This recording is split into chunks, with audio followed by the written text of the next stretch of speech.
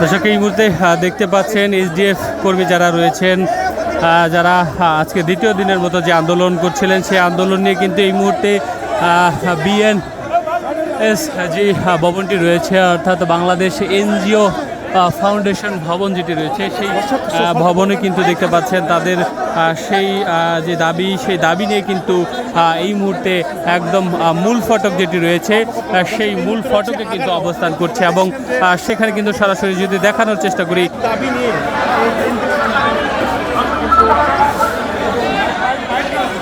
সেখানে কিন্তু ইতিমধ্যে পুলিশ এবং যারা দায়িত্বরত ঊর্ধ্বতন কর্মকর্তা রয়েছে তাদেরকে কিন্তু শান্ত করার যে চেষ্টা সেই চেষ্টা কিন্তু এই মুহূর্তে করছে। আমরা সেই দৃশ্য কিন্তু আপনাদেরকে সরাসরি দেখানোর চেষ্টা করছি। দর্শক এর আগে জানিয়ে রাখতে চাই যে ঠিক এর আগে অর্থাৎ গতকালকে কিন্তু তারা যেই স্মারকলিপি জমা দিয়েছে দেশের বিভিন্ন জায়গা থেকে কিন্তু 1200 কর্মী যারা রয়েছেন তাদের আসার কথা রয়েছিল এবং সেখান থেকে এসছে এবং আজকেও কিন্তু দেশের বিভিন্ন জায়গা থেকে কিছু সংখ্যক এসছেন। এই যে দাবি রয়েছে সেই দাবি নিয়ে কিন্তু তারা এই মুহূর্তে সেই যে বিএনএস ভবন যেটি রয়েছে সেই ভবনে কিন্তু এসেছেন।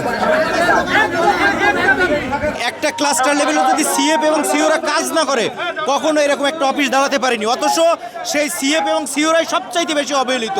আমরা আর এই সিএফ সিওরা অবহেলিত চাই না, কারণ হচ্ছে আজকে যদি আমরা না থাকি, আমরা এই চেয়ারম্যান স্যার এমডি স্যার চাচ্ছে আমাদেরকে সরাই দিয়ে নতুনভাবে নিয়োগ দিয়ে নিয়োগ বাণিজ্য করতে, আমরা সেটা হতে দেব না। কারণ আমরা কেউ এই প্রতিষ্ঠান লগ্ন থেকে এখন অবধি যেই স্টাফরা সুনামের সহিত এই প্রতিষ্ঠানের সুনামের সহিত এতদূর পর্যন্ত চলে আসছে, এরকম একটা অবস্থায় 5 আগস্ট পরবর্তী চেয়ারম্যান এমডি দায়িত্ব নেওয়ার পর থেকে বিভিন্ন রকম টালবাহানা করে এবং পুরাতন স্টাফদেরকে এখান থেকে সরিয়ে পরবর্তীতে প্রজেক্টগুলো আসবে বা আনবে সেই জায়গায় তারা নিয়োগ বাণিজ্য করার জন্য আজকে তারা পাঁয়তারা করতেছে। আমরা সেইটার বিরুদ্ধে তাদেরকে পদত্যাগের জন্য আমরা আজকে এখানে দাঁড়িয়েছি এবং আমরা মনে করি আমাদের এই দাবি যৌক্তিক। আমাদের কোনো বোনাস নেই, তারা প্রতি বছরে বেতন বাড়াচ্ছে, আমাদের চাকরির নিশ্চয়তা নেই, কেন আমরা এখানে আসব?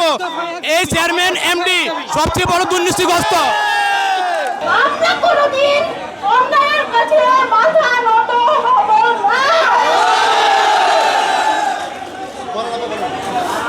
এখন ওখানে ওখানে নাটক হইতেছে, মিটিং রুমে এক্সটেনশনের নৃত্যকলা চলতেছে।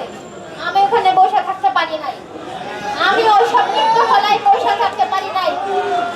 ওইখানে খাবার দেওয়া হয় রাস্তার তেলে ভাজা সিঙ্গারা। এই সিঙ্গারা কেমনে সামনে দেয়? আমি একজন চিকিৎসক, আমার সামনে কেমনে রাস্তার সিঙ্গারা আমার সামনে দেয়?